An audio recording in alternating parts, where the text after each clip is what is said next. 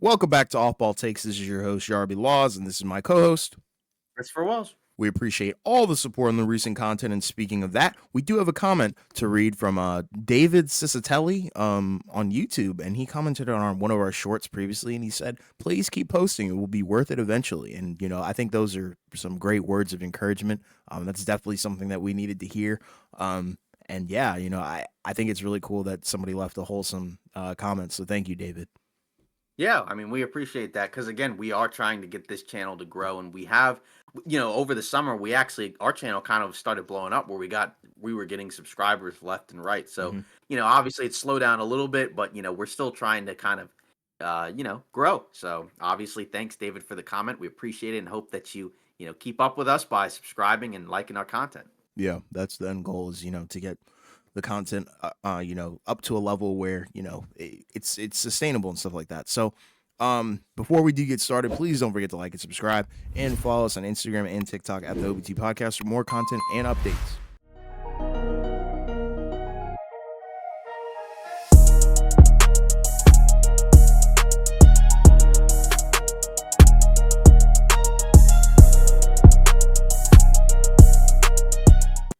Yeah, so, obviously last episode we were kind of mainly talking about some teams that have been, that were some positive surprises and then also some relatively negative Mm-hmm. surprises as well. So this time around, I think we're probably going to try to kind of get into some more, I guess, players sort of, if you want to kind of look at it from that perspective, and we're going to kind of do, a few players that have been really, really good, and they don't have to be necessarily surprises, but just kind of players to kind of discuss, and then some players that have been not so great. So start off with positive player number one. I'm going to go with Chet Holmgren for Oklahoma City. Through the first 4 games in which the Oklahoma City Thunder are 4-0, he is averaging 22.5 points a game, 11 rebounds, 3 assists, a steal and a half, and 3.5 blocks a game while shooting 59% from the field. He is shooting only 33% from three, but that's okay. Everything else is doing pretty good, right? The rebounding, the shot blocking, the defense is there. Even some of the off the dribble elements of his game, which were already there, right? Those have kind of improved, like in the mid range, in the high and low post areas. So there's a lot to really like about what he's doing so far, right? And keep in mind, like Isaiah Hartenstein hasn't played. They're kind of running some of these lineups where I don't even think the center Jalen Williams has been available. He's been Mm-hmm. hurt too. So Mm-hmm. they're running some really tiny lineups. He's really their only real big guy. But he's been able to hold it down. And I mean, OKC defensively has been absolutely monstrous this season. And a big part of that, a big part of that is him. Defensively, they're number one in defensive rating. They are 24th in offensive rating. But of course, in terms of these net ratings, because it's such a tiny sample size, right, you do have to take them with a grain of salt, kind of like what we talked about with some of these teams that have started off well or have started off poorly. But either way, it's great to see. And we talked about this going into the season, where a big part of us being super high on Oklahoma City and their chances of, getting to the NBA Finals, coming out of the West, and maybe winning it all, is the fact that you kind of hope and bank on some of these young guys taking a leap, right? Like, in addition to SGA, you also have Chet Holmgren and Jalen Williams, and at least one of those two guys, if not probably both, kind of need to be somewhere around all-star level or better in order for them to have a real chance of making a deep, deep postseason run. And so far through the first few games, we're kind of seeing that from Chet. I mean, Jalen Williams has been, good as well, but Chet Holmgren is really standing out just because of the fact that he was already good, obviously, but I mean, he looks even better. Although, again, of course, very small sample size, but if you're super high on Chet, like we've already been, this is kind of the stuff that you want to see from him going into the season. Because again, like that opening night game going against Jokic, where he pretty much was the best player on both ends of the, or best big on both ends of the floor, where he was able to guard Jokic and play him pretty well and limit him in terms of his effectiveness, and then also going at him at the other end and scoring both on the perimeter and around the basket. That's really impressive, especially again considering that's probably the best player in the NBA, certainly the best center in the NBA on a night to night basis. So props to Chet so far for balling out. Yeah, what a well-rounded player he's already become, which is kind of crazy. I think, we knew that he was really solid on defense last year. But I think offensively there were questions at times, like what is he? Is he going to be more of like a You know, ISOing kind of big. Is he going to be a face up big stretch? Like we don't know, but I feel like he's kind of finding his niche, and I really like that a lot for this team and for Chad Holmgren personally. Yeah, so I think that's an awesome pick to have because I think what he's been able to bring to Oklahoma City is exactly what they've kind of been missing, and you can definitely see that his ability to stretch the floor, his defensive ability, it's all really just blossoming under the fact that you also have a guy like Shea on your team. And I think, they kind of feed off of each other almost perfectly. And then Jalen Williams can also kind of fit in there as well. So yeah, I agree 100%. Hmm. For my surprise, this one's kind of interesting because it's not a star, but he sure as heck is playing like one. And it's Buddy Hield.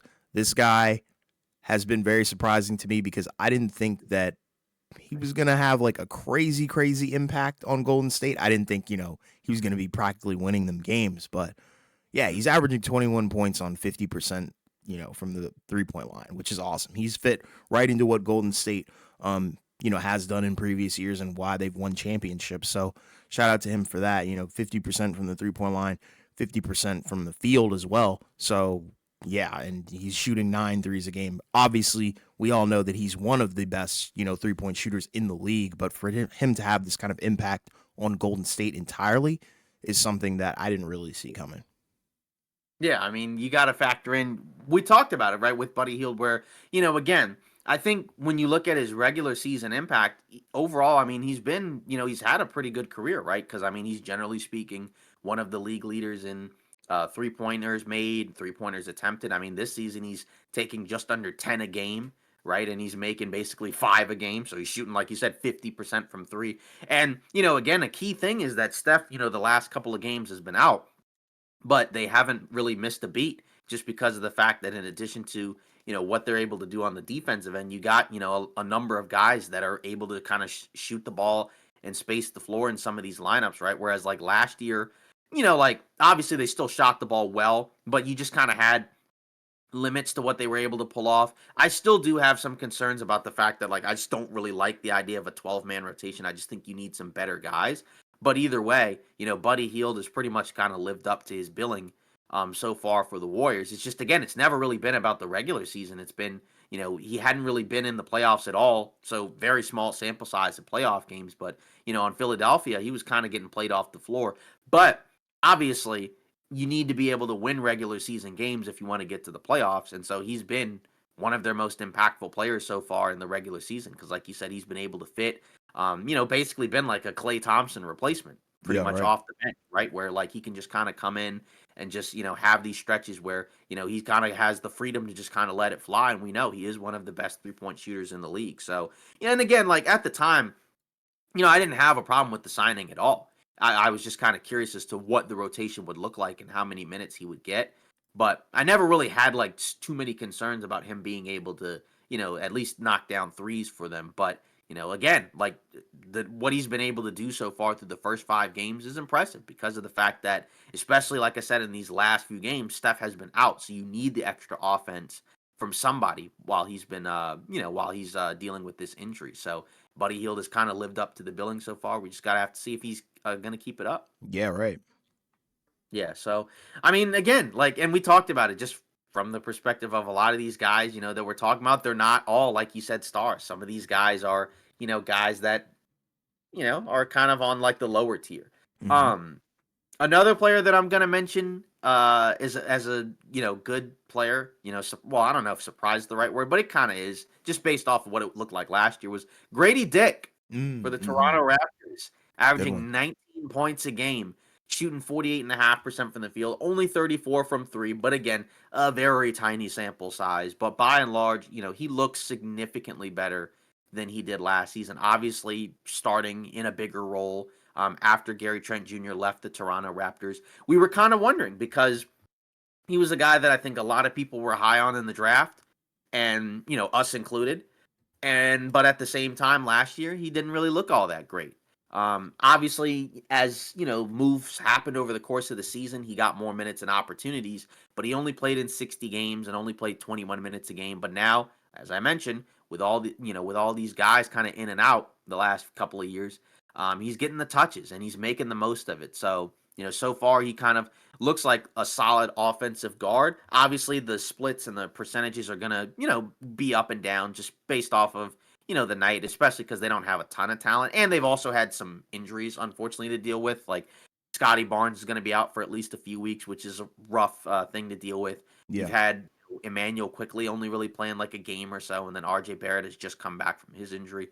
But this is what you want to see from Grady Dick if you're the Raptors, because of the fact that we didn't really know what to expect from him going into the season. We thought he would be better, but we weren't really sure. It looked like he may just not really pan out like the way we thought he might, but that's why you don't give up on a guy after, kind of a up and down rookie season, because you just never know. In year two, they might take a leap, and so far, he's been able to do that. Yeah, he's really fit seamlessly into what they want to accomplish there too. Because I think they need 3-point shooting, and what he's able to bring to that team is literally what everyone kind of projected him to do coming out of college, which was to shoot threes, be an okay defender, and also make some sneaky athletic plays. Like that's pretty much it, and he's doing that at a very efficient rate, especially considering the season that he had last year, like you said. Um, and I think that's the key, because I think Toronto's in that position where they need all of their young guys and acquisitions to really pan out, down the line. So yeah, a great second year start for him as well. Hmm. My next guy, this is a little bit of bias because he's on my team, but it's Bilal Coulibaly. This guy, in my opinion, has taken, it's 5 games, granted, but he did just score his career high. But he's taking a leap that I was hoping for and somewhat expected. He's doing more than just being a guy who hits corner threes, transition buckets, and stuff like that. He's creating, and he's actually hitting his shots, because I think there was something that last year he had confidence issues, hesitation, a lot of hesitation, and a clear indecisiveness, I guess is the kind of word that I would be looking for, to describe his game. But that's because he was kind of, brand new, and he's so young as well. Like he's 20 now. So that's pretty cool. And obviously, his defensive stats have been amazing as well. And that's something that, he was already good at last year, but for him to get better defensively and offensively is definitely a great sign for the Washington Wizards. I mean, and we, like you said, we talked about it last season or coming into the season, where that was kind of one of their, you know, pet projects, right? In terms of that's a guy that shot up in the draft boards and was a guy that I think a lot of people liked and thought could be something special, but we weren't really sure what we were going to expect just because of the fact that he had played, he was so young, so we know that he hadn't played a whole lot of basketball, but he's grown to what, 6'9" or so. I Yep. mean, obviously, offensively, like you said, that's kind of the biggest thing because we already knew he could defend at a high level. But now, like you said, you see a lot more comfort on the offensive end with him, right? Where it's not just kind of, the occasional, oh, you can just get hot, but sometimes, the second action, right, off of the Yes. ball, right? Like being able to attack closeouts, right? The one dribble pull ups, things like that. He just looks so much more comfortable Yes. out there offensively. And again, it's not like it's a super talented team, but obviously, he's going to have to be one of those guys that kind of becomes one of those talents because of the fact that, like right now, we don't know if the Wizards don't necessarily have like that number one franchise go to guy just yet. I mean, maybe he could be that Yeah. down the line, but obviously, you know, he's been playing, I think, more than what I think you could have expected and hoped from him this season on both ends of the floor. And I mean, Yeah. hey, the Wizards right now, I think they're 500 or so. Obviously that could change, but really more so it's about the overall quality of the product. Are there guys that look like they're developing and getting better? And I think there are a number of guys on that team that look significantly better than last season. And I Yeah. think Bilal Coulibaly is kind of one of the heads of the snake there. So Yeah, for that's sure. definitely awesome to see. And hopefully he can continue to grow over the course because they'll need it, right? Because, like, obviously, once they have more talent, maybe you don't expect them to give you like 20 plus a game.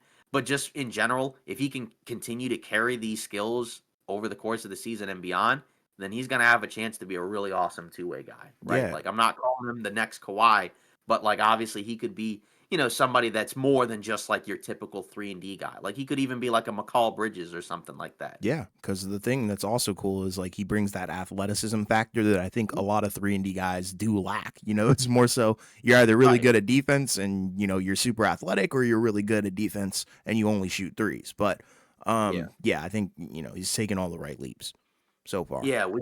So we just got word from Shams Charania that says that Paulo Banchero has a torn right oblique, and he's Mm, going to be sidelined indefinitely. He will be reevaluated in 4 to 6 weeks. So that's yeah, really that's a rough huge because I blow. know I know earlier today they mentioned that he had an abdominal strain, but Hmm. obviously that's brutal because he was off to a great start this season, and he honestly could have easily been one of the guys on this list, but we For already sure. knew, he was really good. But Yeah, either yeah, way, yeah, that's rough because he was playing at an elite level, and that's horrible for Orlando. yeah, So, man. Yeah. um, now moving on to the next guy, the third guy on my list is Jaden Ivey. This guy for Detroit, he's giving you 21 a game. He's giving you 3.6 assists, 1.2 steals. He's shooting 47.5 from the field and 43 from three. Obviously, Detroit right now, the record isn't necessarily great. But again, the main thing is that we weren't really sure what to expect from, that backcourt of Cade and Jaden Ivey. Because I think a lot of people were kind of wondering, do those guys even fit together, right? Is there a way for them to kind of be able to, kind of just coalesce together and kind of figure out how to play? And then obviously Detroit also made some moves in the offseason to acquire a number of 3-point shooters. And, so far, again, we talked about it where one of those guys would have to kind of develop his catch and shoot game. And it looks like it's been Jaden Ivey, right? And again, that's really helpful because if he wants to be here long term, that's something that he's going to have to do. Even defensively, he looks better than I think, he was looking like before. So obviously, if you're Detroit, you can't really ask for much better than that because again, this was a guy that, months ago before the season started, we were kind of discussing like, is there a possibility that he might be moved down the line? Not saying that he was going to, but it was just kind of something that we weren't sure about because it didn't really seem like any. I mean, outside of Cade, who had just been paid, we didn't necessarily know if any of Detroit's guys were safe. But if he keeps playing like that, right, then I mean, like he's probably going to be sticking around for a while. Obviously, it's still not necessarily a natural fit, but again, the fit looks a lot better than it did before. Yeah, for sure. And that was the question. Like, I didn't think the two could really coexist, but now that I'm kind of looking at it and I'm seeing this, potential product, I'm like, okay, well, if you have that guard that is really defensive minded, but can also do a lot with, the ball in his hands alongside a guy like Cade Cunningham. I mean, shoot, that could be your actual legit backcourt of the future, to lead Detroit to becoming, like a serious contender in the Eastern Conference. So, and he's doing all the things that, you would need for that to actually work out. Be able to space the floor, no dumb decisions, and like you said, really locked in and focus on defense. Because a lot of the time, we see a lot of these super talented offensive guys, but then, you look at the other end of the floor and they're just not really focused at all. But, he Right. seems to be really locked in on both ends of the floor. And I think that's going to be, a main component to that team's success. Hmm. Yeah, this next one might be somewhat of a hot take, Hmm. but I'm gonna say it anyway. Ryan Dunn has been super duper surprising to me. He's had all kinds of nicknames like Dungeon. It's crazy, but Hmm. yeah, what he's been able to bring to the NBA and really specifically the Phoenix Suns. Because if you look at the counting stats, yeah, they're not like too standoutish. Like you're like, okay, this guy does a decent amount on limited touches and is very efficient. Yeah, that's the gist of it. But defensively, what he's been able to do against some very good superstars, he's held their field goal percentages very low in the key matchups that the Suns have played. And yeah, like coming into the league, everybody thought he was just going to be like a defensive guy, and people would quite literally sag off of him offensively. But the cool thing is he's been shooting pretty much lights out. 43% and 52 from the field. So for him to bring an offensive aspect to his game to the NBA when he was projected to not really do that at all and really just be a defensive guy and still Hmm. be an elite defensive guy, he automatically goes on this list because I didn't see this one coming. And he's led Yeah, them to I mean, wins. yeah, exactly, and that's kind of the big thing that we talked about. Where when they first drafted him, it was kind of bizarre because in college, right, he was kind of looked at as a non-shooter completely, right? He Right. was not a guy that was seen as a guy that could really space the floor. And like obviously Phoenix has a number of offensive guys, so it's not like you necessarily had to have a guy that couldn't, really move space the floor like that. But the fact that he's been able to do that, and again, they're able to kind of put him in these lineups where he's able to just completely come in, know his role, and even guard and kind of stymie some of the better players in the game, right? Like the other night when they played the Lakers, right? He was able to guard LeBron pretty effectively. I know he was kind of dealing with an illness, but he was still able to kind of slow him down. Yeah. And make it tougher, right? Or even like say a Luka, right? Like he got into foul trouble against Luka, and Yep. Luka had 40, right? But there were still times where you could see his effectiveness. And that's something that can really help Phoenix because the main thing for them is they need defense, right? We already know offensively they have a lot of good pieces, and now they have a point guard in Tyus Jones, but you still need some guys that can help you on the defensive end, particularly at the wing, because they're a very small team. And, Ryan Dunn is not like a super small guy. He's what, like 6'6", 6'7" or so. So that's a guy, at the wing spot where, you can get away a little bit more with playing small if you can have a guy like that out there. You still, ideally would like to have some other defensive guys, but the fact that they were able to get an impact guy in the draft when, we didn't know what to expect because we thought they were going to take a point guard in the draft, right? Yeah. But obviously that was before we knew they could get Tyus Jones. But the fact that you got both and you got a guy who can immediately step in and help out, and he's been even better than expected because, again, like he wasn't really looked at as a shooter in college. That's awesome. So that's a guy that can definitely be a rotational piece for them, at least in the regular season. We'll see what it looks like in the postseason. But either way, you got to win regular season games in the first place. And so far, they've been able to do that. So, and he's been a big part of it. Yeah, and a cool little stat out there. You already mentioned two of the names that I'm about to mention, but when he was defending LeBron, Luka, and James Harden, so those three players combined, they have shot 5 for 16 and 2 for 8 from the three. So the impact is there for sure. So he's definitely a pesky defender, and the impact speaks for itself.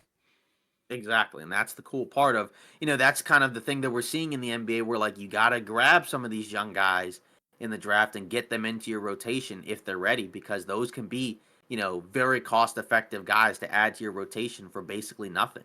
Yes. So that's what you want. Yes.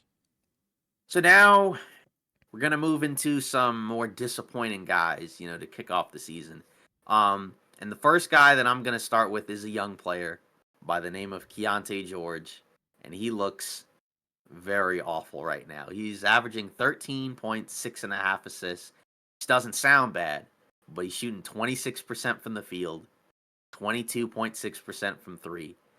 And it is not good. It is not working out right now. I mean, to be fair, Utah's been kind of a mess. I mean, they've had their moments at times. Obviously, they had a horrible injury sustained to Taylor Hendricks where his season is done. He had like a fractured leg, and I think he had something happen with his ankle maybe too or something. Yeah, it was gruesome. Very it was gruesome. terrible. Yeah, he had to be stretchered off. His season is done, which is just awful, right? Because that was a guy that we were kind of looking to see more of this season because he was starting for them and he was playing relatively fine. Mm-hmm. But for George, obviously it's a tiny sample size, so I hate overreact. Pretending like I got to overreact to this stuff, but it's bad.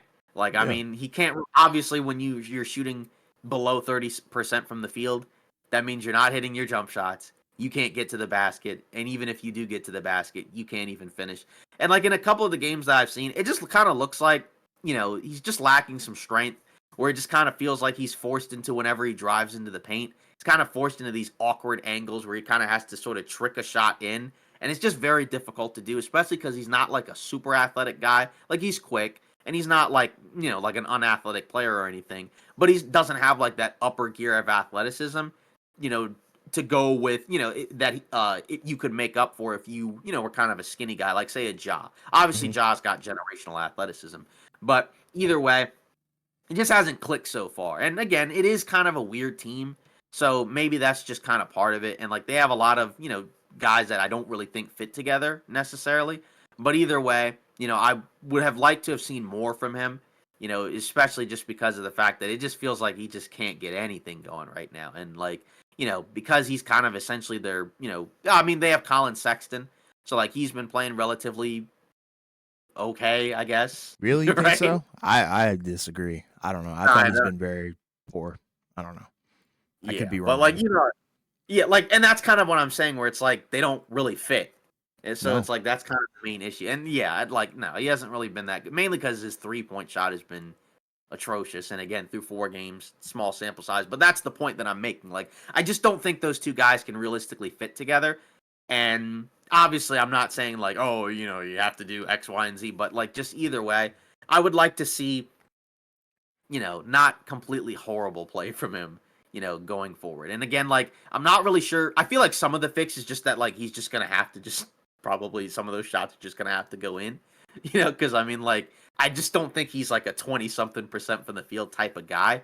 But, with that lack of finishing as of right now, it's kind of hard for me to envision him being like much better than like low 40s, because in order for him to get to like 45 and up, he'd have to be like a pretty decent finisher around the rim for a guard. And obviously, he's not shooting great from three either. So one of those two are going to have to go up. He's taking like 8 threes a game. So I feel like he'll probably be better. And it could just be a sophomore slump, right? This is something that has always been discussed in the NBA, where sometimes guys kind of in year 2 don't necessarily take the leap that we expect right away. Sometimes they just kind of start off slow. Right? Progression isn't necessarily linear, but it's been very bad so far for this guy. And hopefully he can figure it out. He's still only 21, so I'm not giving up on him. But it's worth noting because Yeah. it's pretty awful. Like, he's got the worst efficiency in the league right now.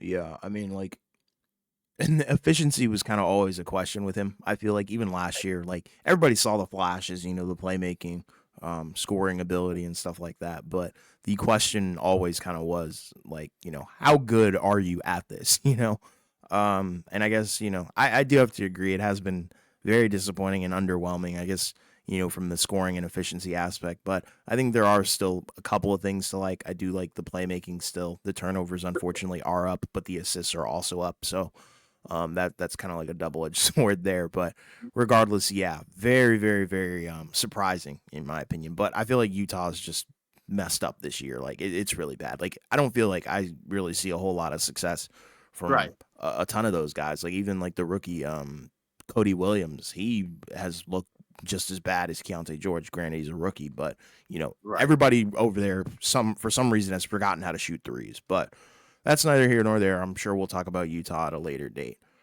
Yeah. I mean, but again, we picked the under on them for a reason, because I Right. know they have talent, but I just didn't think that they were going to be good. Yeah. Speaking of 20 percenters from the 3-point line, my guy, is Tyrese Halliburton. This has Hmm. not been a good start for him nor Indiana, although they did just pull off a pretty crazy, thrilling win against Hmm. Boston last night. But he has not looked the part, in my opinion. He's averaging 14 points, 5 rebounds, 6 assists on 34% from the field and 25 from the 3-point line. I don't know what's going on. I don't know if it's the lingering issue from, Team USA with the hamstring, I think it was, or whatever. Even last year, dealing with health issues. I don't know what's going on, but he just has not looked the part. And it's not like, he's taking horrible shots. They kind of just aren't falling. But the thing that's really taken me off is the playmaking isn't really there either. Like the assists down, turnovers somewhat up. Uncharacteristically just not really taking care of the ball. The chemistry seems to be a little wonky with some of the guys. Maybe that's because, some of their other guys are healthy and, Yeah. we're looking at a little bit of a different Indiana Pacers team, but I don't feel like that should affect Halliburton. I just haven't really liked a whole lot of what I've seen from him through the beginning of the season. Yeah, it's been a tough start. And again, him having a bad start to the season is one of the reasons I think why they've kind of started off slow in the season. Like you said, obviously they got a big win over the Celtics, but even that one like was almost a borderline disaster, because they were actually up pretty handedly in that game for a while, and they just almost completely collapsed in the fourth quarter, and then in overtime, like, could have easily lost. Siakam bailed him out with a three. So it's nice to see him playing well, but obviously for Indiana to reach where they want to be able to reach, he has to be better, because he's essentially he is their best player. So if he can kind of get, and I feel like some of it's just like a slump. Like, I just don't, again, like, I think we've seen enough from him to know that he's not like that. It wasn't like a fluke last Yeah, year. yeah, That I no. think he is really good. So I feel like for him, compared to say like a George. I think like some of it is just like a horrible slump. Like you Yes. said, maybe some of it's tied to, fatigue from the Olympics and injury or whatever. So I think it will improve. But it is just kind of jarring because, I think we were thinking like part of Indiana being better was like, okay, maybe he's even better, right? Like obviously last year he spent a decent chunk of time injured, but now, he's probably physically in a better spot than he was during the latter part of last season. So that's kind of where you were hoping to see a little bit more, but so far it's just been kind of a very slow start for this guy. And, again, still super early. And thank goodness they got that win against the Celtics last night, because if they hadn't, right, and they started the season like 1-4, I mean, obviously your season isn't over, but you're in kind of a rough spot, because obviously we know that it's going to be close for a lot of these teams in the standings, right? Like a lot of these teams will finish like probably a win or two apart from each other, and you just can't give and you just can't give away some of these games like they have been, where, well, not even given away, they just look horrible. Like you just can't have Yeah. losses like that. Like, they got blown out by the Knicks. The Magic, they were getting blown out and then got back in it, and then they lost. And then obviously the Celtics one, they almost blew, where they were up the entire game pretty much. Yes. So they just have not looked good from Yep. start to finish in any of these games. Like they Yep. closed against the Celtics well, and their ability to score, I think, is kind of something that Boston at times kind of seemingly, it's tough for them to keep up. Sure. But, for the Celtics, also like Tatum and Brown shot horribly in that game. So it's Yes. like, but also they shouldn't have been able to come back in the first place. So Yeah. either way, we'll see. But I'm not too worried about him. I just feel like, it's a slump. But, Yeah. I think there are some guys on this list where, like, you know, the slump is a little surprising, I think. Sure. So another guy, that has been, very bad, I think, to start the season, has been Mr. Bam Adebayo for the Miami Mm-hmm. Heat. I personally Mm-hmm. think his start to the season has been very questionable. Averaging 11 points, 7 rebounds, 3 assists, 39.5% from the field. It seems like nothing that, we saw in the Olympics has really carried over. I mean, he is taking 2 threes a game. So that's, career high in attempts, but he has not made a single one, which again, it's 4 games. It's a small sample size, but obviously the 39.5%, he can't even get anything going inside the basket. The Miami Heat have been kind of hit or miss so far through these first couple of games. I mean, they had, a couple of wins that were, fine. You had the one against Charlotte, right? It was because the first game they got destroyed by Orlando. They looked like they didn't even belong. And I think it's kind of telling that, like, their 2 losses kind of came against teams that are, relatively good, but their 2 wins kind of came against teams that are not that great, right? Because, like, they won the 2 games against Charlotte and Detroit, but then they got blown out by Orlando, and then actually blew a lead against the New York Knicks, in which Karl Anthony Towns had 44, right? So I don't know. Like, both Jimmy and Bam, I think, to begin the season, have both been absolutely awful, and that's probably like part of why they are 2-2. Because there are a couple of guys on the team that I think to start the season have played relatively well. Like I actually do think so far Tyler Hero's played pretty well to begin the season. Right, he's giving you 22 and 5. Even like Rozier is giving you like 18 and 4. But then like Jimmy and Bam, which are kind of the two heads of the snake, they just flat out just look terrible. And I mean, obviously, like it could just be a slump. I mean, I know it's a slump because I don't think Bam is this bad. So I mean, that's part of it. But it's just kind of surprising because this is another guy that was in the Olympics and played a decent role. And I think we've tended to kind of see like a lot of times like these guys when they play in the Olympics, they tend to get this type of bump going into next season where they start having like a really good year. Like we kind of saw it with a lot of these other guys. We saw it with both Tatum and Brown, right? Where I think they were in, some of the other, they were in the one that was in like what 21 or whatever, Mm-hmm. right? I Yep. think, Yep. yeah. Or I guess Tatum wasn't, but Brown was, right?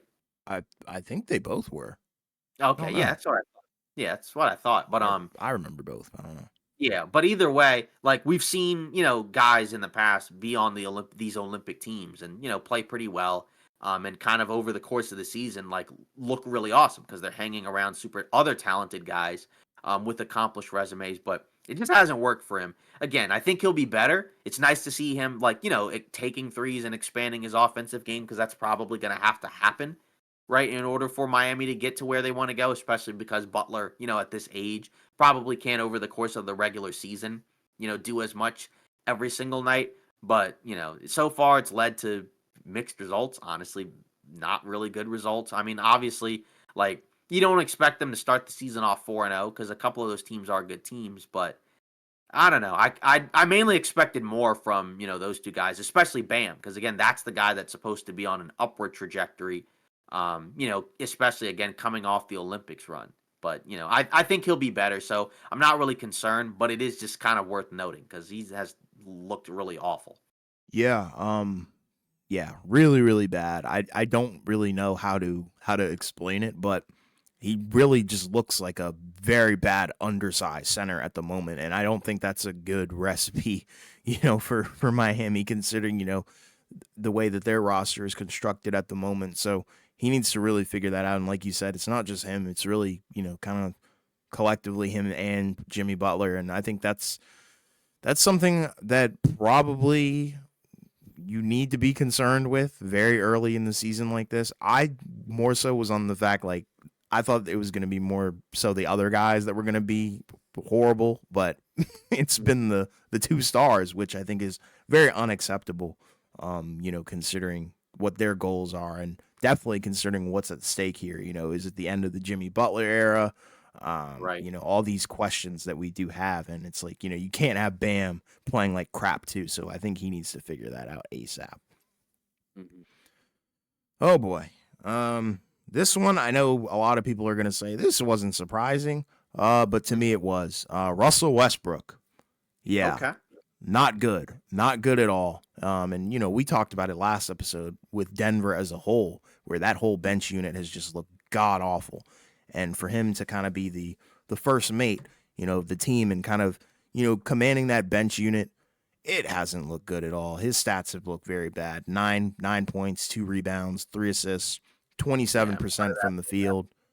And part of that was that last game because the last game he had 22, but before that, It was that worse. kind of yeah. Yeah. So 27% from the field and then 25% from the 3 point line. The 3 point line stuff isn't, or the 3 point percentage isn't really too surprising. It's the other stuff where the rebounding hasn't looked good, the playmaking hasn't looked good, the scoring obviously hasn't looked good, and even the defense. It's just all around really, really bad. And I think Denver might have made a mistake. I thought it was a little, underrated kind of signing where it's like, oh, awesome. You got, that commander, but from what I've seen, he's been detrimental to the team. And I know it sounds like I'm kind of making him a scapegoat, but at the end of the day, I feel like he has a certain amount of responsibility coming to the team and like I said, being that commander of the second unit. And all of the guys in the second unit have been awful, granted. So it's not really just him, but I think it does start with him.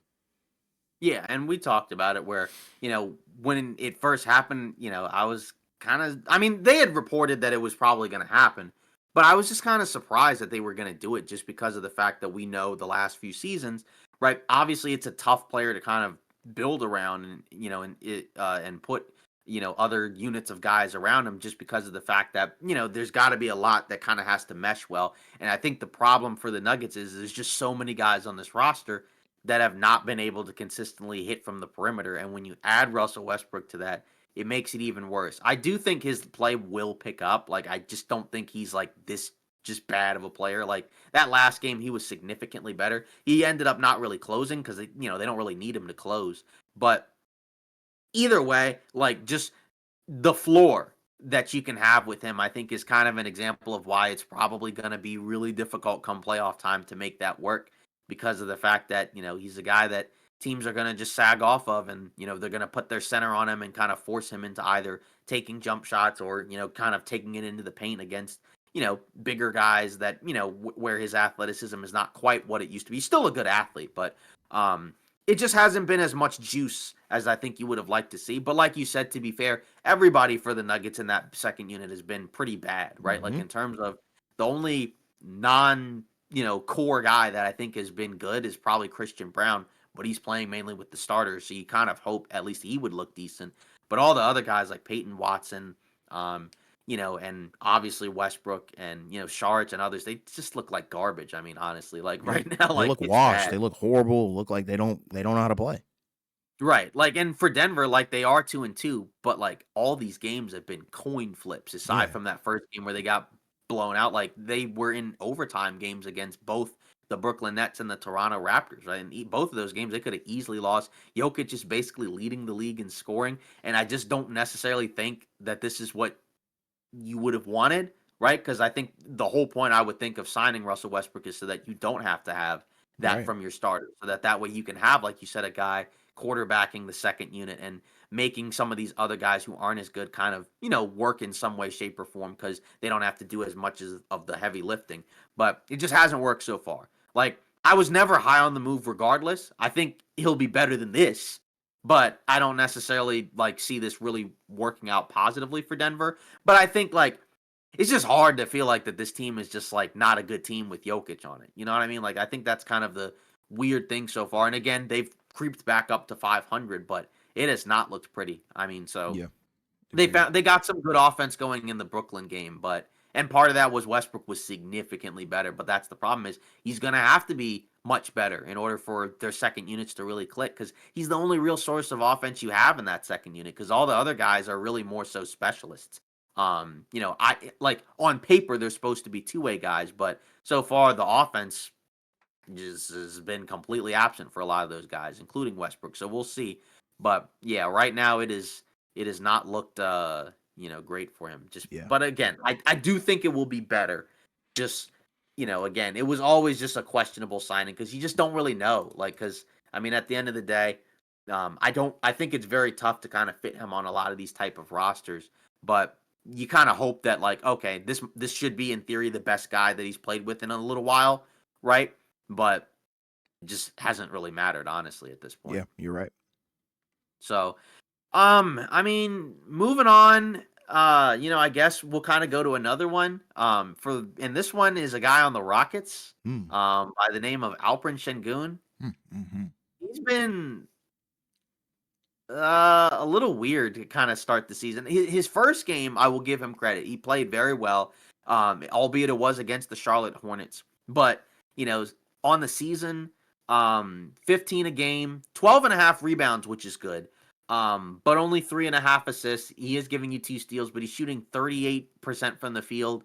And yeah, that's not really ideal. And, Mm-mm. defensively, it's still not great. I mean, again, like, I don't know. Like, I guess, like, on the one hand, like, he's not been completely awful, but I do feel like he hasn't quite been as good as I think you would have liked to see in terms of the consistency in year, what is this, I guess, 4? So, like, by this point, I would have expected to see a little bit better play. I mean, obviously, Houston as a team has kind of been very up and down.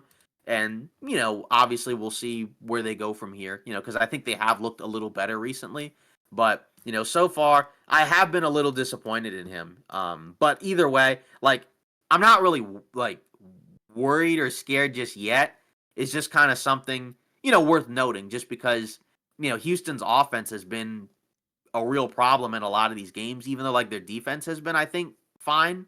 But the offense, especially late in these games, has been abysmal. Just because there's a lot of guys that still feel like they're not quite where they need to be yet. And I do think, as we talked about with Houston, they still haven't established the guy that they're actually going to go to late in games. Because it feels like on paper, it probably needs to be Jalen Green because of the shot creating ability from the perimeter. Mm-hmm. But right now, like last year it seemed like Şengün was the best player, but right now they've kind of just, gone back and forth. And Green has been, he's not shot great, but I do think there are parts of his game this season that I think have still been on the whole positive, right? Like he's giving you 29 a game. He's playing, I think, the best defense so far of his career. And I think he has been a net positive. So I would say as of right now, Jalen Green has been better than Şengün. But I think ideally you'd like for both of them to be really good. So, again, it's super early. And I'm sure honestly, I think there are other candidates, to be fair, that are playing worse. But, it's just because this is a young guy that I think we were both high on. I wanted to see more. But again, part of the efficiency, I guess, is he is taking a few more threes than he was before. Yeah. But then it's still not quite enough to explain, like, he's still shooting 38% from the field. It's not like the guy's taking 10 threes a game. So, and again, it could just be a slump. So that could be part of it. Like I said, I'm not too worried yet, but it is something worth noting because I thought he would be better. Yeah, I mean, I said it last week where, I was very surprised, that the Houston Rockets have been so mid. I thought they could have been 3-0 last week, but that's neither here nor there. But it all comes back on Şengün, I think, ultimately, and obviously Jalen Green as well. But, offensively, like you said, there's just too many question marks. And yeah, I feel like because he's not a good defender, point blank, period. So I think if he's not going to be a good defender, then he needs to be very stellar on offense. And like you said, it's looked very clunky. It doesn't look like the Şengün from last year, when he was playing out of his mind. So that's kind of how I feel about it. Mhm. And I believe Şengün was drafted what in 2021. Yeah, I think he was in the draft with what was it like Kaminga and the other guys, right? So Yeah, I guess that was 21, right? Yeah. yeah. And speaking of Kaminga, that's the next guy. Um, Really? yeah, I feel like it's not. It's been surprising because all of the hype and all of the talk about him wanting the max deal, all this Mhm, demanding stuff, looking okay last year. mhm, But then this year, god awful. Very, mhm, very bad. Still cannot shoot. Shooting way worse, this year than last year to start. 40% from the field as well. 11 points. Just overall not very good. I don't really know what to make of that. I don't know if it's because Wiggins got better or something like that. Yeah, I was getting ready to say through 5 games, he got benched.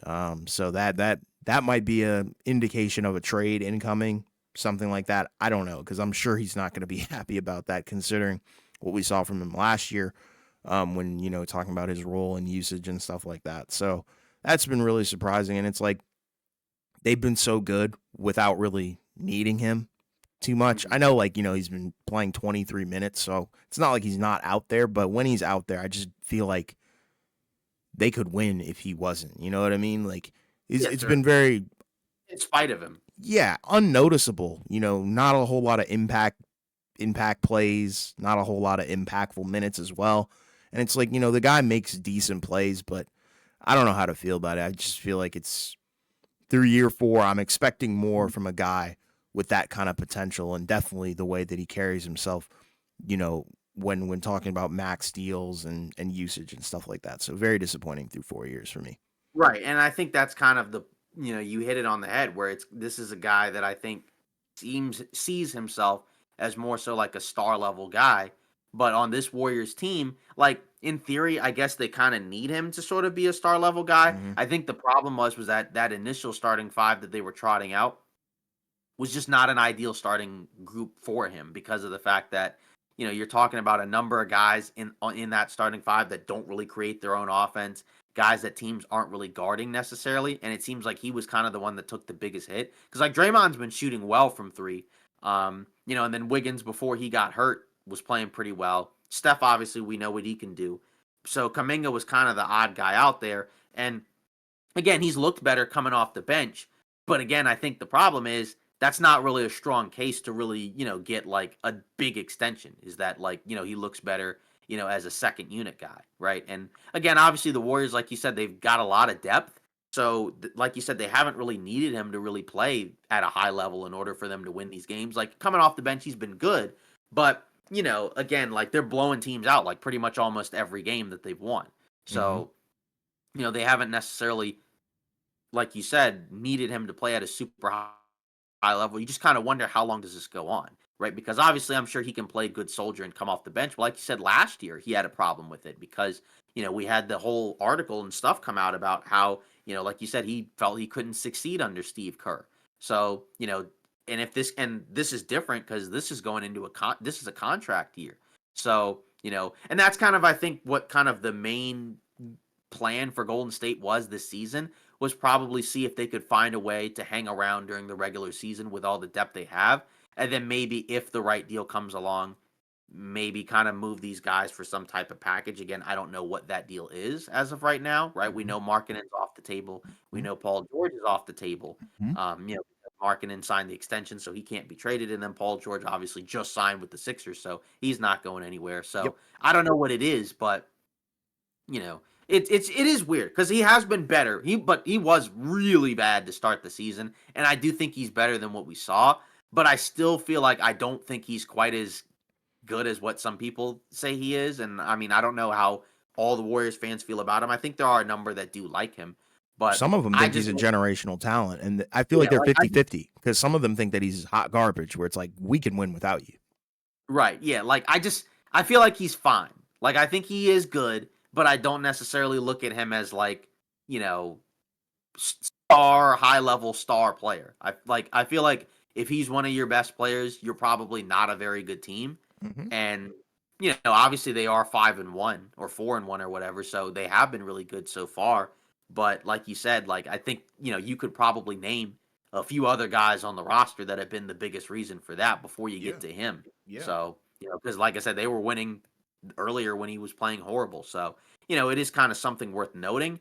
But I don't know. Like it's been a weird start for him so far, but obviously for them, I'm sure they're happy just to be winning games. But I feel like I'm curious to see how he feels about it because I'm sure he wants to win games as well, but I think he also wants to get paid. yeah. It's a weird situation. Yeah. So, are there any other players, I guess, just kind of honorable mentions that you're maybe looking at as, maybe like either a positive or a negative so far through the first few games of the season? I mean, I do have to shout out Paolo. Not really a Mhm. surprise, but just kind of like a player to keep your eyes on because, yeah, underrated. Nobody really talks about him.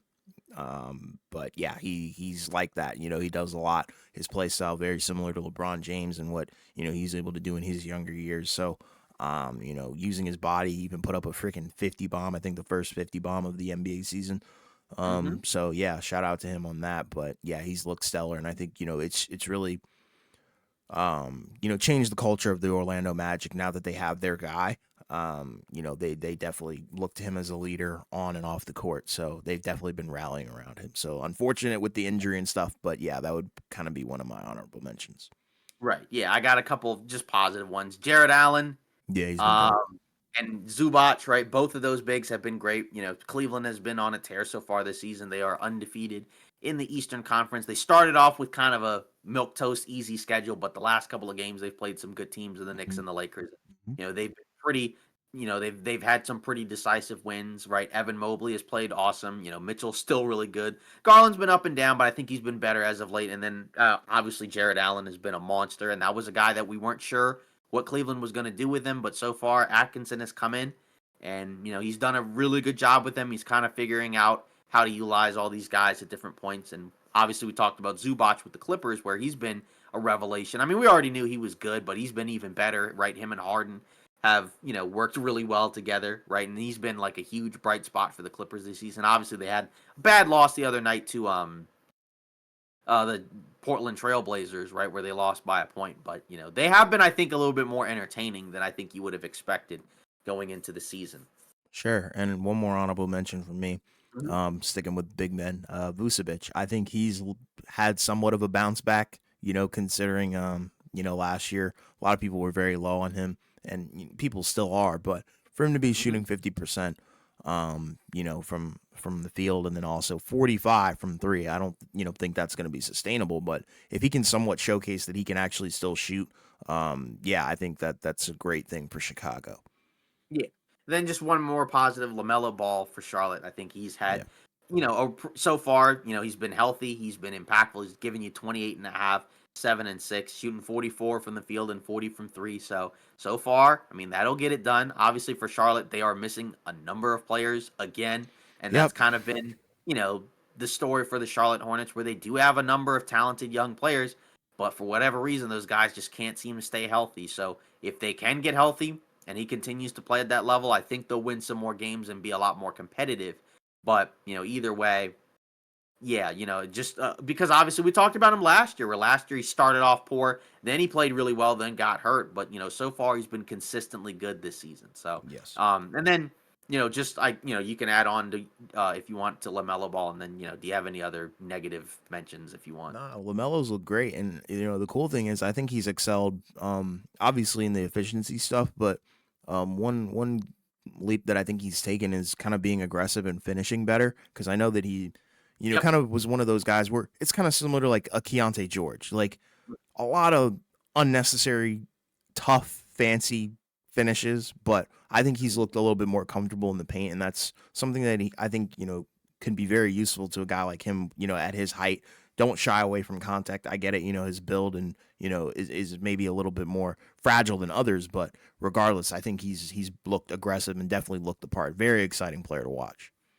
Yeah, and that's something we talked about, like you mentioned with George, where it's like, if you're shooting, around 40% or lower, that's probably because you're struggling to finish around the basket. Yes. And so, like you said, if he can get to, that if he's around 44, 45% while still taking a high volume of threes and shooting them at a high percentage, that's good. Cause like you Yeah. said, that's progress, because that's been a weakness of his game offensively. And like I said, probably part of the reason why he takes so many freaking threes is because, he, like you said, he's kind of a, not a super strong finisher around the paint, right? Like you said, he's more of a finesse guy, right? If So, you can and even that's call something, it that at times. right? Yeah, exactly. So that's kind of an important piece to talk about. So, that's good, right? Because again, that's kind of their franchise player. So that's a guy that is going to have to showcase his ability since they already paid him, right? He's their, max guy. So he's going to have to continue to improve, in different aspects of the game. And so far, so good. Hopefully he can just stay healthy, right? Unfortunately, his brother Lonzo just got hurt and he's going to be out for, I think, a week or so with a wrist injury. So hopefully, speedy recovery to that guy. Yeah. Any other negatives that you wanted to kind of throw out there? I know obviously we're kind of going back and forth, but what do you think? Mm, I didn't really have any. None that were like red alarm blaring or anything where Mhm. it's like a noticeable slump, to be honest. I mean, like, I don't know. Did you have any off the I top of mean, your head? do you think Wemby's start to the season has been a little bit more up and down than I Yeah, he would have thought? sucked. I, yeah, I mean, I do think part of it is like, I think they do miss Devin Vassell, Yes. just as an extra offensive guy. And I think that's one of the reasons why the Spurs, like defensively, do look pretty good, but on offense, they look really awful. And obviously, I think, again, he's still falling in love with the jumpers a lot. I wish they would kind of put him in the post a little bit Yes. more. Yes. So, but again, like, it's not red alarms yet, but it is something worth noting. And then also, just another guy. I think Brooke Lopez has looked abysmal, right? Yeah. Like kind of like to the degree where like you almost kind of wonder like, is he close to being done? I'm not saying he is because it's such a small sample size, but if you watch the Milwaukee Bucks, like they have looked bad. Yeah. Agreed. I mean, Yeah. yeah, go on. I was gonna touch on the Wemby thing real quick. Yeah, I don't know how to feel about it. I'm not. It's not red alarm territory for exactly. me, like you said, Right. but it is a noticeable slump that I guess does need to be talked about. Like you said, the 3-point percentage way Right. down, way Doesn't down. look like a top 10 player just yet. No, not at all. So that take so far is aging like milk. But Right. it's 4 games for them. But Right. when they played, I think it was they played Oklahoma City. Didn't look the part Yeah. at all. I Um, think he made one shot. yeah, and granted, Oklahoma City's defense is awesome, Hmm. up there. But, I just feel like and I think this is a case where, like you said, it's all about the talent that surrounds you. I think he's not gonna be one of those guys where, you can kind of just put him around any old team and that team is gonna have an extreme amount of success. I think you have to construct a team carefully around him. And, Hmm. they have some of the pieces there, but when we're subbing out, Devin Vassell for a guy like Stephon Castle, where it's like his playmaking has been pretty good, but Hmm. everything else offensively has been horrible. I feel like you have to have some talented, capable offensive guys. Like Chris Paul, I think has done a decent job at setting him up and getting him the ball more than potentially last year, but offensively, he's not really exploded or anything like that. And I don't think anybody expected him to. Like, I guess Harrison Barnes would be your best offensive option, with Vassell out. So that doesn't help a whole lot. But, overall, I think he'll figure it out. It's just been very jarring to see because, and honestly, even when he's had the ball, it's looked very lazy, turnovers, all kinds of just craziness that I wasn't really expecting.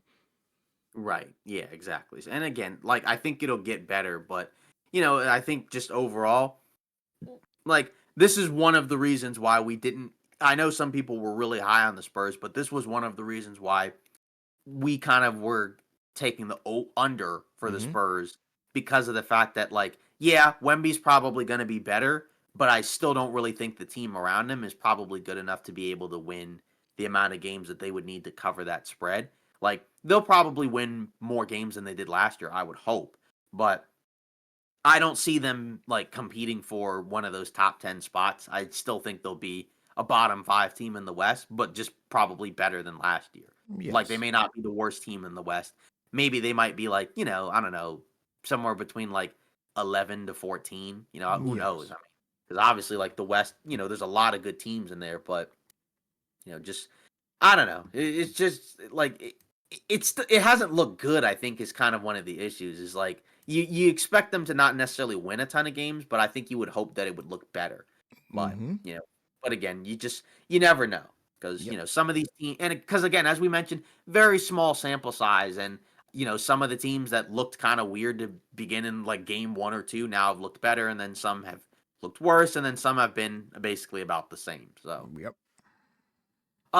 so now in terms of news and rumors around the league, right? Not a whole lot. Obviously, according to Shams, right? We already talked about the thing with Paolo Banchero. That actually broke while we were recording, right? So obviously we talked about that. So we don't have to refer to that again, but just Sure. know that's not good, right? He's Yep. gonna be out, I guess, at least 4 to 6 weeks. So basically talking about a month and a half, Yeah. probably. And Prayers on that's that, man. yeah, exactly. So hopefully he can be closer to 4 weeks than six because they need him out there. Because I mean, they were already kind of starting to lose some guys due to injury, and now they've lost their best player, who, like you said, was on track to, you know, he was looking like an all star, and not like an injury replacement guy, like a guy that would just get in there as a reserve. All So NBA. yeah, exactly, which is what we were hoping to see. So that's Yeah, horrible. man. So hopefully he recovers. But according to Shams, Joel Embiid is making progress. So the Sixers star is in the ramp up phase towards debut. So obviously we, as everybody knows at this point, right? Neither Embiid nor Paul George has played so far, right? According to Shams, he said he's essentially in the ramp up phase of his return process. He's completed multiple 5-on-5 scrimmages in recent days, and so the Sixers want to make sure, from a conditioning perspective, his knee, his body's 100% before he makes it out back on the floor for his debut. He's got workouts scheduled today and on Friday to evaluate whether he's going to be able to make a return as soon as this weekend. So obviously, we know there's been some stuff like there was, the NBA had the investigation and fined them 100K for the public comments, and obviously people have been talking about, the Embiid stuff in terms of him, where they're kind of surprised that he's not playing, because like obviously people have mentioned like that he's lost 20-25 pounds, but he still hasn't played. So again, I don't know. It's a very strange way to begin the season. Obviously, Philly is, I guess, not really caring as much about the regular season, but, hopefully he can come back and we can see what he and Paul George look like. Yeah, this is an interesting approach. I see what vision they're trying to play if they are really trying to game the system where it's like, yeah, we can, make a playoff push. And hopefully all our guys will be healthy for the playoffs because the problem was they've always been so good in the regular season, but come playoff time they run out of gas. So I don't know what's going on there. That might be just smoke and mirrors and theories. I might have to put on a tinfoil hat. But Mhm. with with Joel Embiid, I think it's a smart kind of play here. I think if he truly is actually hurt, like Mhm. in any way, shape, or form, or not 100%, don't play him. It's just going to come back to bite you come playoff time, especially with the way that team is constructed. We've seen it before.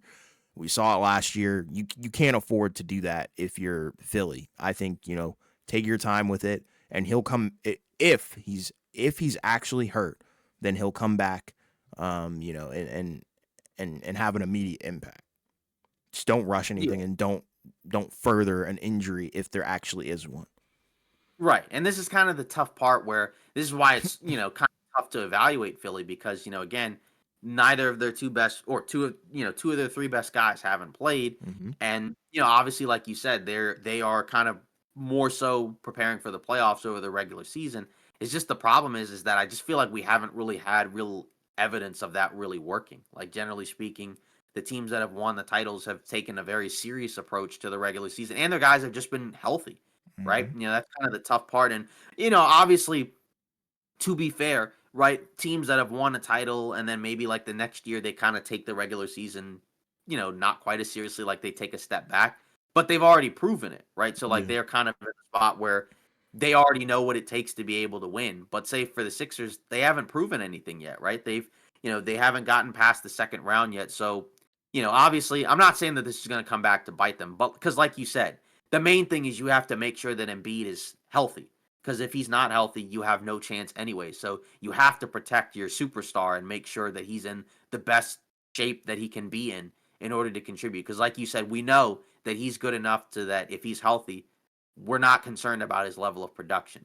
The main question, obviously, is more so can he hold up over the course of a season? Because that's always been the question for him, right? And, again, like if he doesn't, then they don't have a shot.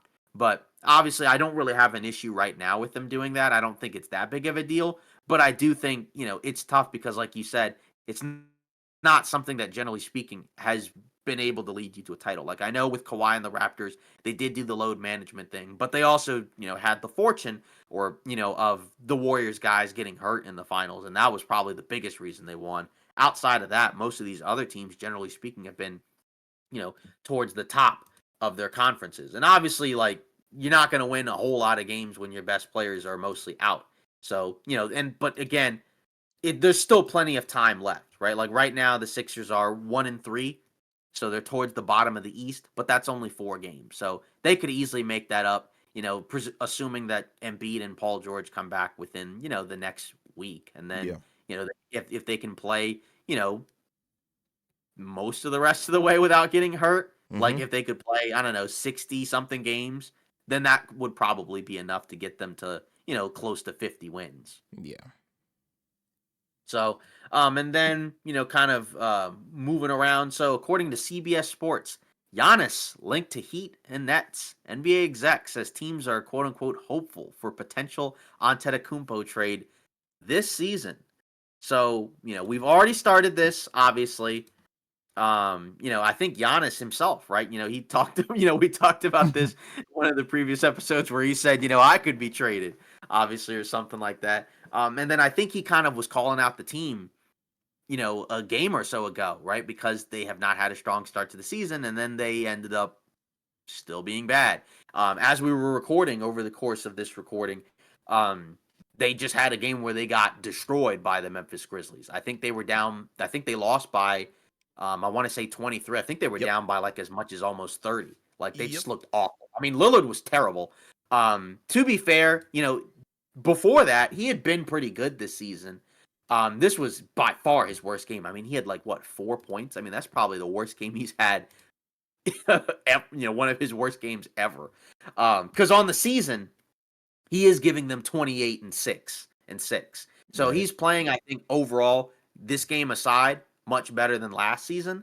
But the problem is, like, both him and Giannis have played very well to begin the season, and they're still losing. Like, Giannis is giving you 29 and 12 and 6. So both of those guys are playing great. It has not mattered one bit. They still are losing left and right. To Yeah. be fair, Middleton's out. So maybe he comes back and that probably patches some things up because that is another talented player you can add in. Defensively, he's not a great defender at this point, but he is, just a better player than the guys they have. Like he's a better player than like a Torian Prince or Pat Connaughton. So that's fewer minutes that you have to give to those guys. And them being better on offense, could probably help out their defense. But this was the problem we had with the Bucks going into the season, where I think both of us felt that they did have a good offseason in regards to they did a good job in adding some solid role players, right? Some guys that you can put around Giannis and Lillard to help out on both ends of the floor. But we still both felt like that the overall core of this team is the bigger problem, where it just feels like that it's not quite good enough to be able to contend with some of these other teams, mainly because, it's a group that is older and also just can't really defend. Like, I mean, all these games. That's Memphis, right? Like, and Memphis had actually been struggling going into this game, right? They weren't really they haven't really been that great so far to begin this season, anyways. But like Ja was just carving them up. But that's Ja. That doesn't even mention like the couple of games before where it's not Ja Morant. It's like Josh Giddey and Zach Levine, who is good, and then like Yeah. Dennis Schroeder and Cam Thomas, right? Where you're getting like dropped off left and right by those guys. It just doesn't look good.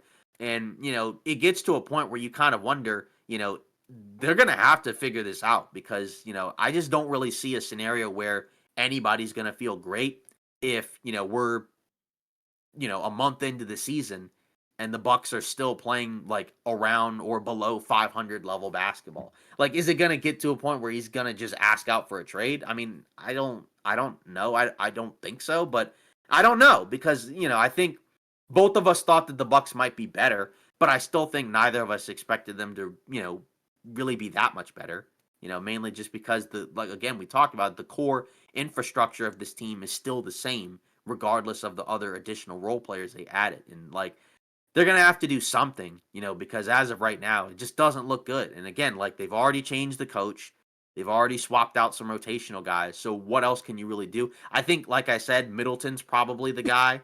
But again, I don't really feel like he's going to help you defensively. But more importantly, just because he comes back, that doesn't mean he's going to stay there because he's continued to have injury issues the last 3 seasons. He's not really, been able to play consistently for a while now. And that probably, to me, I don't think is going to realistically change at this point because he's already, what, 33?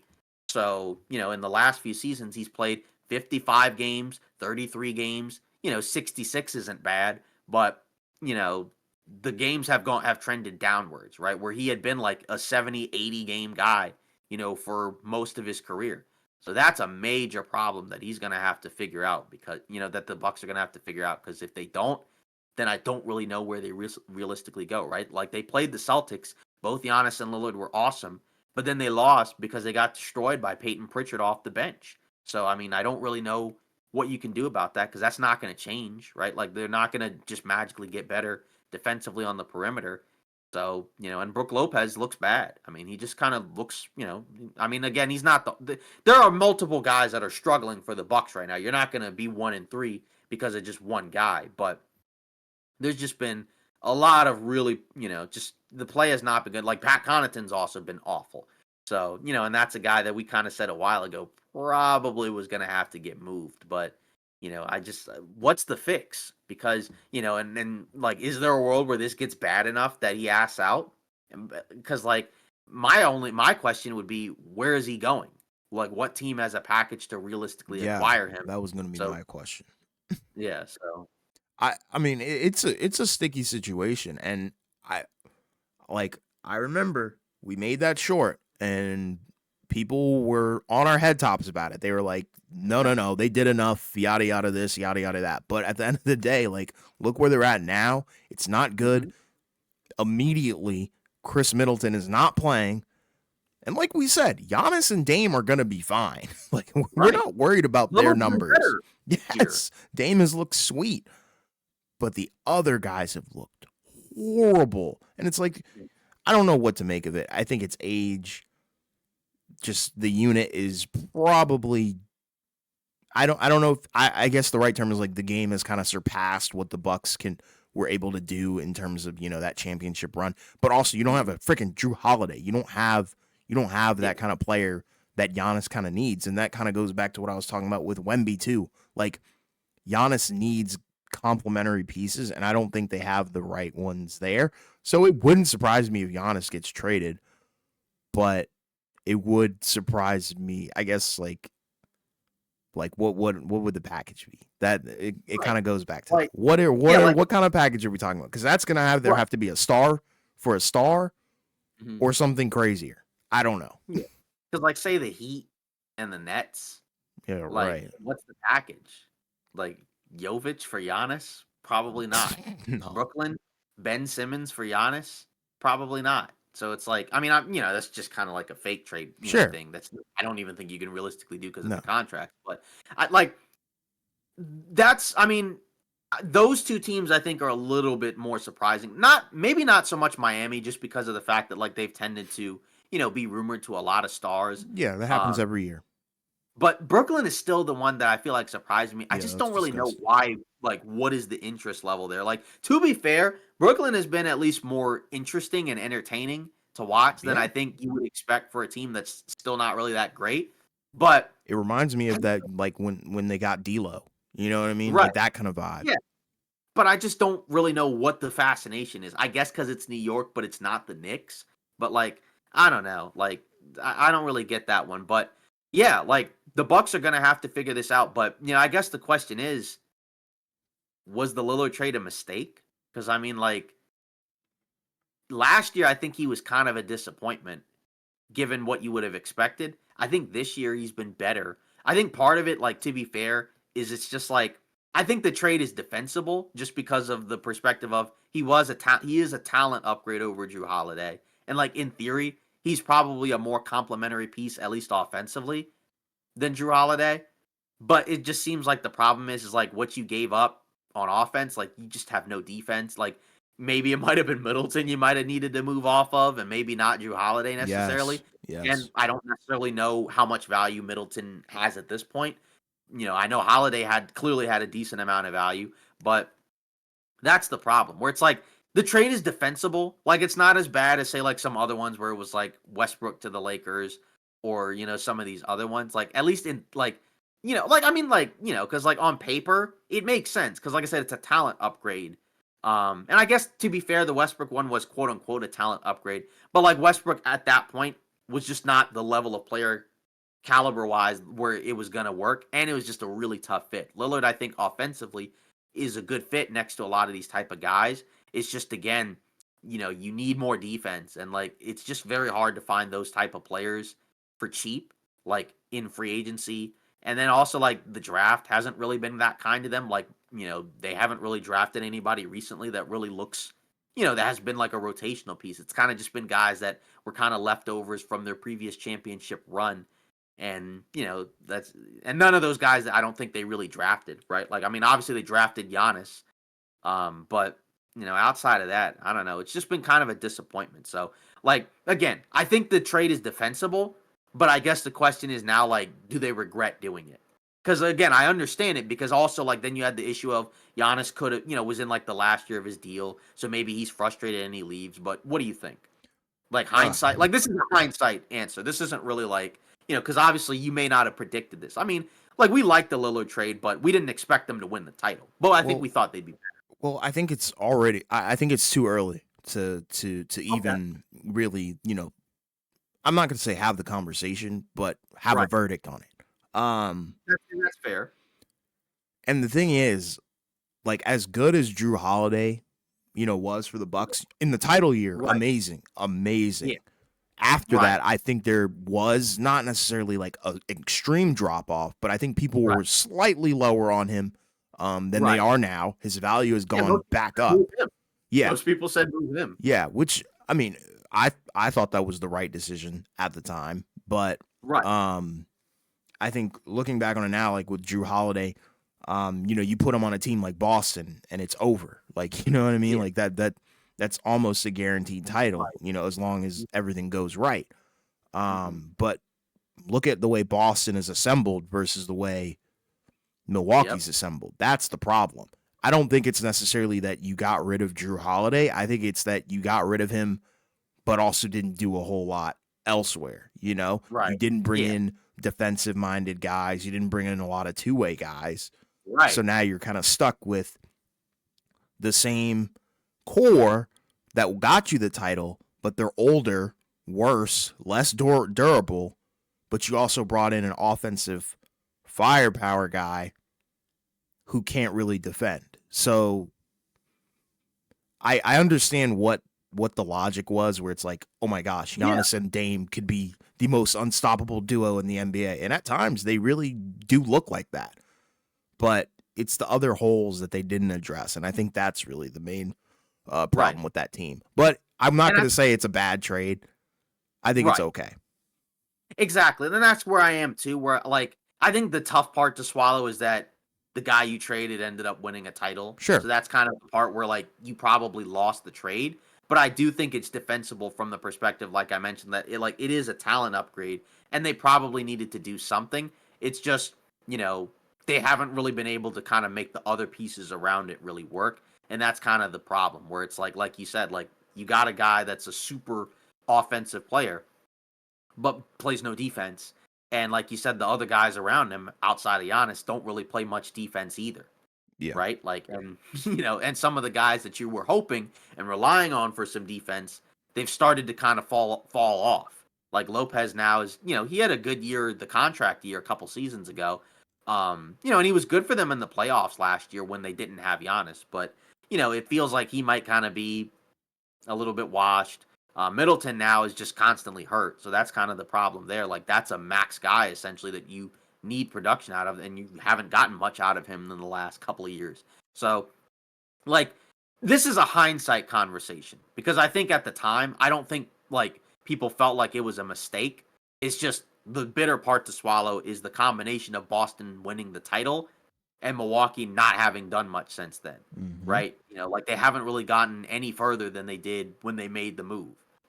Now to be fair, how much of that is also like, well, Giannis has been hurt the last couple of seasons. So, Sure. Like that kind of colors the playoff issues anyways, because even in the year that they lost to the Heat, like Giannis was hurt for half the series. And even when he came back, like he had just come back from a relatively serious injury. So maybe it might have been an overcorrection to where like maybe they overreacted to how that series went and maybe made a move that like, in hindsight hasn't worked out. But either way, like I do think it's defensible because like Lillard is still good, right? He may not be quite as good as he was like a couple seasons ago, but he's still pretty good. It's just, again, like that build of a team, like you said with the Bucks, may just not be the right way to build a title team anymore. Like it may just be kind of cooked. Yeah, Because that's how I like with feel. the Celtics, because like with the Celtics, right? Almost everybody on the roster is essentially a two-way guy, and they all can space the floor and shoot the three. Whereas for a lot of these other teams that do have some very good high-end talent, they're missing a lot of guys on the other end. And, you're kind of forcing some guys that aren't really defensive players into defensive roles, which, yeah, like you kind of need some of that, but you still need guys where like they're just out there mainly for defense. Right. And the Bucks don't really have a lot of guys like that. If they could, then I think they'd be in a much better spot. And I can't completely write them off just because I do, because of the Giannis factor. And I do think Giannis and Dame, like you said, is a very potent duo. But I don't know, like it's still early, but I feel like I expected better from them. Like mainly just because of the fact that they haven't even really had that tough of a schedule. Like they did play Boston, but then it's also like you shouldn't lose to Brooklyn or Chicago. Like you should be beating like those are the type of teams that they were losing to last year, and that's how they ended up, falling down to where they fell in the playoffs as opposed to being like a 2 seed. Yes. And the guy that they drafted, speaking of guys that they hadn't, have drafted in the past, Marshawn Beauchamp, they declined his team option, so he's going to be a free agent at the end of the season because he's just not panned out. Like he just hasn't really been a productive player for them. He had a couple moments last season, but it just looks like he's just not really going to pan out for them. And that's the other part that's tough is that they've given up a lot of draft picks. And the draft picks that they've had in recent years, they've not really hit on. Like, we'll see what happens with the guys they just drafted, but those guys are probably guys that are still ways away from really being productive. Yeah. So, we'll see, but, that's tough. A Yeah. guy that you drafted that has not been really productive at all. And, like, on paper, that seems like a guy that could be perfect in terms of, like, a long, athletic guy, that can be active on both ends of the floor, potentially, like, on paper. That sounds cool, but like it just hasn't worked. Yeah. It's a wild situation that the Bucks are in early in the season. Not a good start for them. Yeah. And then last but not least, another young guy that had his team option declined today, Mr. Jalen Hood-Schifino for the Los Angeles Lakers. So he will be an unrestricted free agent at the end of the season. I think today was if you're watching this on Friday, like we're recording on Thursday, I believe today was the deadline for a lot of these player team options for a lot of these rookie contract guys. But Beauchamp I think was in the draft before JHS, right? Yeah, so he was in like the 22 draft or whatever. Yeah. But for JHS, it's been rough. This was a guy that I don't think either of us like criticized the pick a ton when it happened. But I think both of us kind of like were a little surprised because I don't think either of us mocked him going there. Like we basically had wing type players mocked going to LA, not like a point guard. And the problem was always going to be he's a point guard that can't really shoot the basketball. And so far through his first 2 seasons, he's been a point guard that can't really shoot the basketball. And he was supposed to have some defensive upside, but he also hasn't even really played. I mean, to be fair, I know he's had some back issues so far through his career. I think these back issues, I think, go all the way back to I think his days in college or high school. So, that's kind of a weird scenario because reportedly they didn't take Cam Whitmore because of some of the medical concerns. Although a lot of teams, to be fair, didn't. They're not the only ones, but that's the rough part because basically by declining his option, he's essentially just an expiring contract now. And that's basically like a complete admission that you messed up on this pick. And I think the part that hurts the most if you're the Lakers is it's not just that you drafted him, it's that there's a few guys after him that were drafted that have been significantly better, right? Yeah. Like, obviously, you got Cam Whitmore, right? That's obviously a guy that we've talked about multiple times. Jaquez Jr., right? Also drafted after JHS, and also Brandon Pajemski, right? So all three of those guys are guys that would be that are more productive players. And that hurts because if you're the Lakers, they've talked about like, kind of developing some of their young talent, but some of these guys have just not been good. And like to be fair, they have like a decent track record, a really good track record, I think, of drafting young talent. Like that's actually one of the things that they're best at. But this one was not one of their best ones. Like, I mean, you could make the case that this might be the worst pick that they've had in a while. I mean, like, I think there was another guy, Anthony Brown, I guess, but like this one is worse because this is a higher ish, this is like a mid level first round draft pick. And at the time, the pick made not a whole lot of sense. And you can clearly see that they knew it was a mistake because right in the next year's draft, what did they do? They didn't take a 19, 20-year-old rookie. They took a 23-year-old guy that was already NBA ready in Dalton Connect. So, just not great. We'll see, like, does that mean they're going to trade him and just use him as an expiring contract, right? Because, no team really is going to have a problem with him if he's just going to be off the books at the end of the season. But, yeah, it's just a big blunder, because, again, in his 2 years, he's not really been part of the rotation at all. He was forced into rotational minutes last year when they had injuries to some of their guards, but, he's not been really good at all. And, like, he's been bad. And, there's no way around it. And it hurts because, again, you don't have a lot of opportunities to have, picks like that in the draft, right? Coming off like a year where the Lakers went to the conference finals, it would have been nice if you could have hit home and gotten like a good player in the draft, but it just didn't work out. So, that's pretty rough. It's not the end of the world, but it's just tough because, like, again, they've talked about, some of these younger guys, but like a lot of these guys they've kind of given up on, like, or just, didn't really play. Like even a Max Christie has struggled this season. And that was a guy that didn't play a whole lot the first 2 years. So now he's playing consistent minutes now, but he doesn't have a lot of reps and he just looks out of it. But what do you think of the JHS thing? It's ridiculous, but I think after last season, we all kind of saw this coming. Mhm. To be real, I remember in the mock draft, I think I had him. I don't know where I had him, but I do. Yeah. I do know I had Jaquez going to the Lakers. That's what I do Right. remember.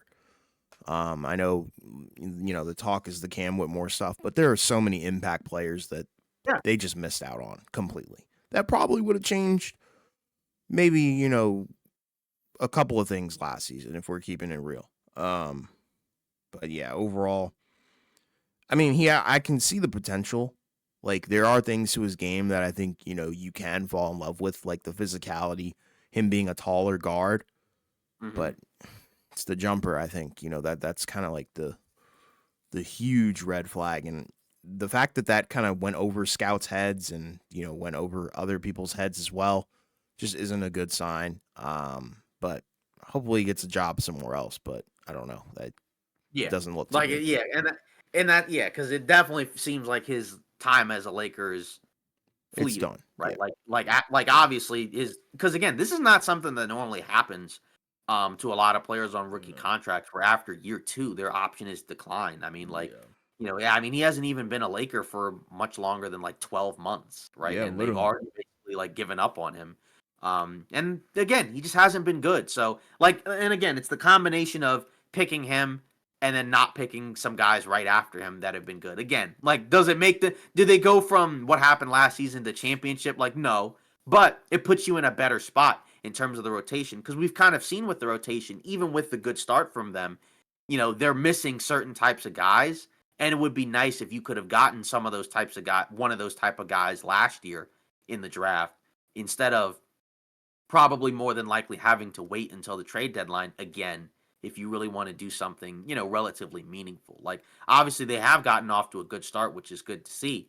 But either way, like, it was not one of their best moments, in terms of drafting him. But I think like in hindsight, it was not the right pick. And I think again at the time, I think both you and I were surprised. Like I think we came up with reasons for why it could be good, but I think we were both surprised that he was a Laker. Because I Yeah. actually, funny enough, had him mocked a little bit higher to Toronto, but only because they didn't have a point guard. But, at the same time, like, now you kind of wonder like how the heck did he get drafted this high at all? Because I Yeah. mean, you would think at worst case scenario, 17th overall, still be at least somewhat playable, but he's been Right. unplayable. I mean, Yeah. and again, he's had some back stuff going on, but like he has not been good. Yeah, not a good look. Yeah, so that's it for today's episode of Off Ball Takes. Again, we appreciate all the support that we're getting in terms of helping our channel grow. Obviously, as we've talked about, we're going to try to do live streams over the course of the season. We'll see, what we can do in terms of a, possibly consistent schedule with that. Obviously, be on the lookout for the content that we continue to put out every week regardless. Again, don't forget to like and subscribe. If you comment, we will read your comment at the beginning of the video. We appreciate it all, and we'll see you in the next video.